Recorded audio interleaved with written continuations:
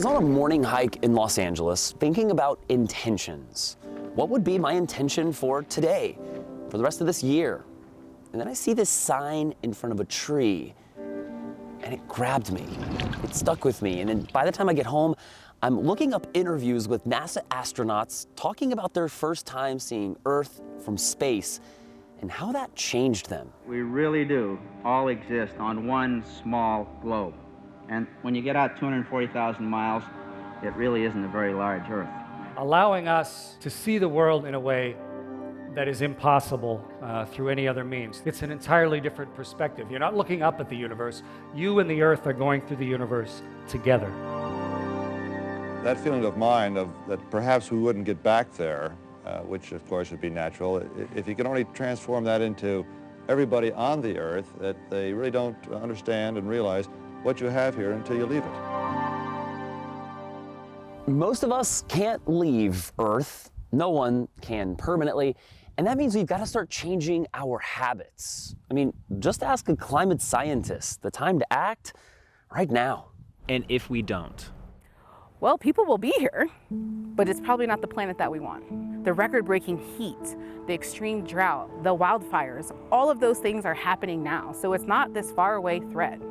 It's a here and now issue. Climate change is here. It is happening now, and it's threatening some of Earth's treasures.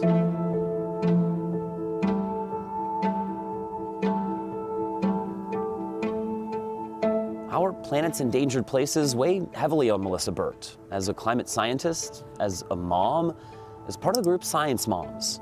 Because Melissa's daughter's favorite place, it's North Carolina's Outer Banks. And they're quickly disappearing. Have you had to say to her, maybe at her favorite beach, you love this beach and it might not be here one day? I haven't said that yet because I might cry. Yeah, that's hard. But that's why we have to do something about it now. And it actually gives me hope, right? Because I don't want to tell her about that, right? And I don't want to have to say that this is something that's not going to be here in the future. But that's what keeps me going, right? That's what helps me want to continue to take action and to have conversations with other moms and other parents so that they understand that, you know, we have no more time left to lose. And a ticking clock is sort of a through line of any climate change survival guide, a critical element. Focusing on what we appreciate. Appreciating nature, our planet, that could lead you to create a climate change bucket list. Or you could do something much cheaper, much simpler.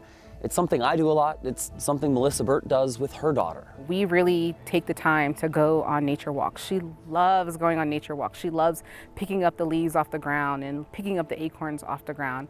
And we can just have conversations about the wonders of the world around us. And so just giving her that ability to have an appreciation. I think that's really what it is, appreciation of the world.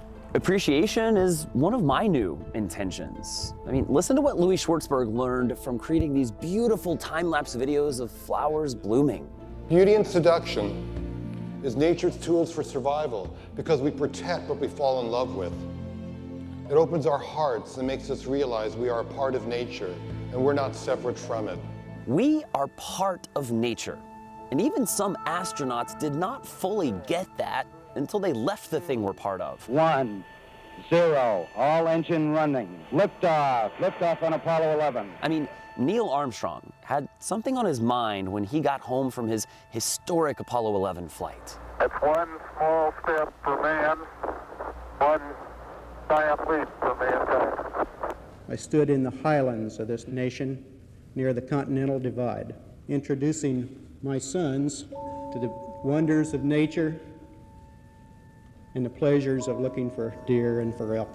So Neil Armstrong comes home from the moon and he wants to deepen his son's appreciation for nature. Because appreciation is the seed from which gratitude grows. And as Tara Brock told me, Tara's a well-known teacher of meditation and mindfulness, she says gratitude grows into something much bigger. It actually gives us our life back. Just what you said.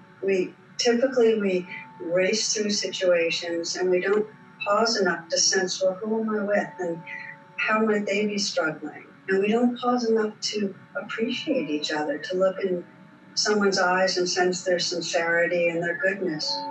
And to experience that goodness all you have to do is go outside. Go to your favorite place. Go anywhere in nature. And take a deep breath, and then just